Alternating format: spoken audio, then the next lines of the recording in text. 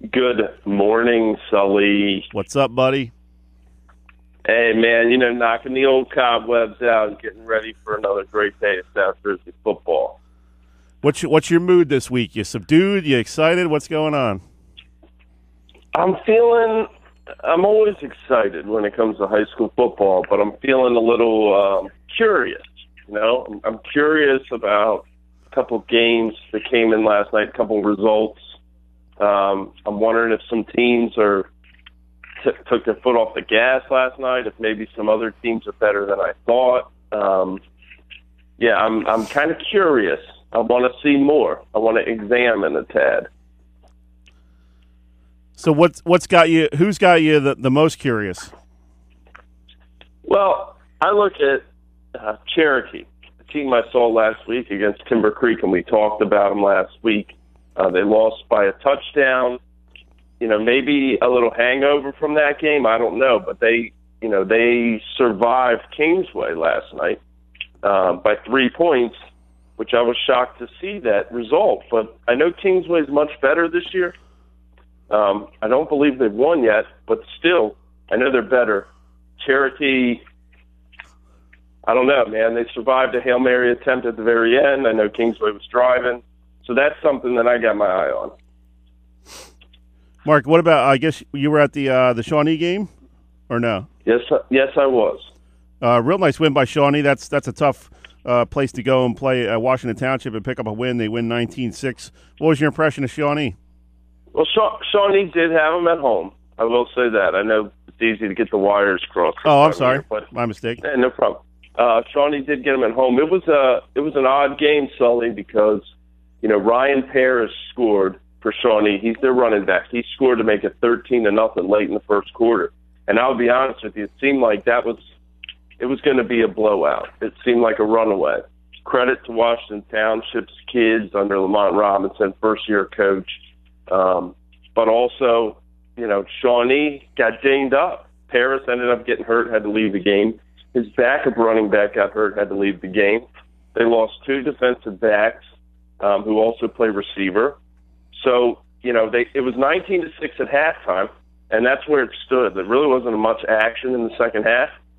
But Shawnee, they got some wounds on Friday night, and luckily for them, they're idle next week, so they can kind of recover from that. But it was a tight game. I mean, these guys are always at each other's throats, these two rivals. And Township really, they seemed like they were out to prove they could hang, and they certainly did. Talking with Mark Trible of the Courier-Post. And Mark, talk about Camden Catholic a little bit. Nice win over Winslow Township, 38-20. How good are the Irish?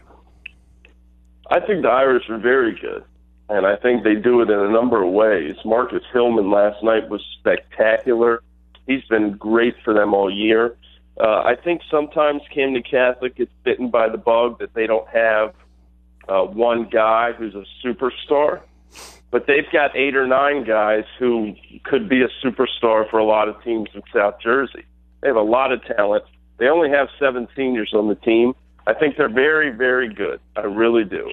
They use tempo. Coach Nick Strom, I think he's 29, 30 years old. He's one of the best coaches in South Jersey for my money. And on the other side of the ball, how about Winslow? I mean, this is a team that lost in week 1 against Pennsauken, had a lot of mistakes. We're talking penalties. They called touchdowns back or big plays back.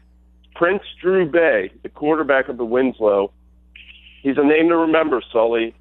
He's a great talent, and I think Winslow is certainly on the rise as well. But they gave Camden Catholic a game. They gave them all they could handle. But in the end, the Irish just had a little bit too much firepower. Prince Drew Bay? That's got to be one of the best names in South Jersey. I agree. I think it does. I mean, that's almost as good as True Robinson. True Robinson is another stellar name. I always liked Isaiah Pacheco's name. I don't know. Maybe it's just because he's a great player, but I like that name, Pacheco. Well, we'll have to do a little segment one of these weeks, the best names in South Jersey. We'll come up with a list. That won't take much. Or find me out some nicknames. Do some research there. Okay.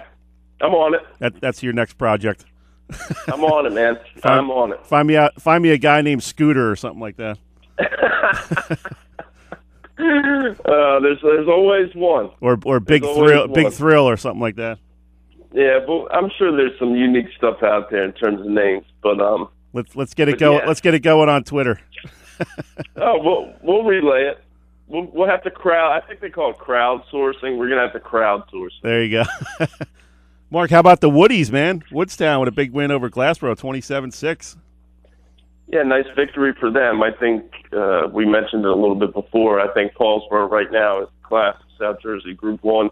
And then I think after that, we're going to see who wants to be there to play them in the championship, barring any major injuries or setbacks for the Red Raiders. You look at a team like Woodstown, they're always in the conversation. You can never discount Pennsville.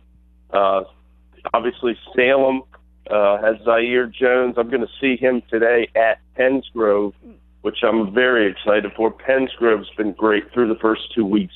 So, yeah, Woodstown certainly, not a team you ever look past. They're on your schedule. We'll see how it plays out, man. I've said it on this show 50 times. If I've said it once, and I'm going to repeat it again. South Jersey Group 1, it's probably my favorite one to cover because I just love seeing a core group of kids playing both sides of the ball, figuring it out, and seeing some real talent kind of rise above. You remember last year we talked about Jonathan Taylor. He's the starting running back in Wisconsin now. Yep. He's probably the favorite right now for Big Ten Rookie of the Year. He's been spectacular. That's a kid that was playing Group 1 football last year. And Corey Clement as well. It was a Glassboro. I mean, there's some real talent on those fields.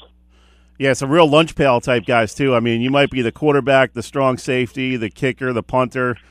You got to do a lot of jobs when you're at a Group 1 school. Yeah, and that's what's great. And I love specialized, positions as much as anybody. These kids now are better, faster, and stronger and bigger at their specific positions than ever before. But you're right, there is something to it. The throwback of the guy who's your best player, well, guess what? He's going to do 26 things for you. And if you lose, guess what? Next week he's going to lace them up and do 27 for you. Group 1 kind of reminds me, Mark, of some of those guys back in the 70s. They might have been like 5'9", 190. They're the guard on offense. They're the middle linebacker on defense. They're doing the place kicking. They're in there for 75 snaps a game. Yeah, I agree. And if you can get a couple kids, or if you have a couple kids, if you're fortunate enough to have a couple kids who are really stars or major playmakers, that could be all you need. I mean, certainly you have to field the entire team, but to have a guy who's a game breaker, like Jones, like I mentioned, like Tyreek Brown, a kid I'll see today for the Red Devils, Deron Holloway at Paulsboro. Those guys can swing everything in their team's favor in Group 1. Mark, before we let you go, what's on tap for today? Give us some insight into some of the big games in the West Jersey Football League on a Saturday afternoon. Well, like I said, Salem-Pennsgrove, I'm excited for that matchup. I'll tell you another matchup. It's not the most glamorous, but you look at a team like Eastern under new coach John Doherty, and they're going to play Cherry Hill East today. I suspect the Vikings will win. East has had a rough go of it the last couple of years, and I know Vineland went in there, last week and kind of blew the doors off. But, for Eastern to get some confidence, possibly to get a win, that's a team that in the next couple of years I believe will be a force to be reckoned with. They'll be right back where they should be in terms of South Jersey Group 5. So, that's something to keep an eye on. In Vineland, Egg Harbor Township, Vineland's just rolling. I think that they'll probably continue to roll, but you never know. And that's why we go out and play them. Just a couple things to watch. Saturday football is great, man. It's a great thing in high school. I feel so honored and privileged to be able to go out Friday night and then Saturday and see some good football. Now, Mark, now that you're kind of a budding video star with the Facebook Live stuff, you still going to stay with us here on the radio show? Us, mere mortals here on the radio? Oh, geez, Maybe we ought to come in the studio. We'll do a live video like they do for like the Dan Patrick show as the show's going on the radio. Maybe we'll do a Thanksgiving special. I'll come up there on the Wednesday before Thanksgiving, something like that. Yeah, you bring the turkey legs. Give me a guest spot appearance. Absolutely, man. Come on up. If you want to make the hype, man, we'll have you on. I'll crack some jokes on Friedman. Yeah, well, every Wednesday night, 7 o'clock, we'll be there on the Facebook page. We want to get as much collaboration from the fans as possible, asking questions. But as long as you have me on this show, Sully, I will be here. You got it, man. We'll pencil you in every week late in the second hour, so we'll give you a chance to sleep in and get caught up from the late Friday nights. That's why you're the best, my man. Thanks, Mark. Appreciate it as always. All right, Sully. Have a good one. That was Mark Trible of the Courier-Post.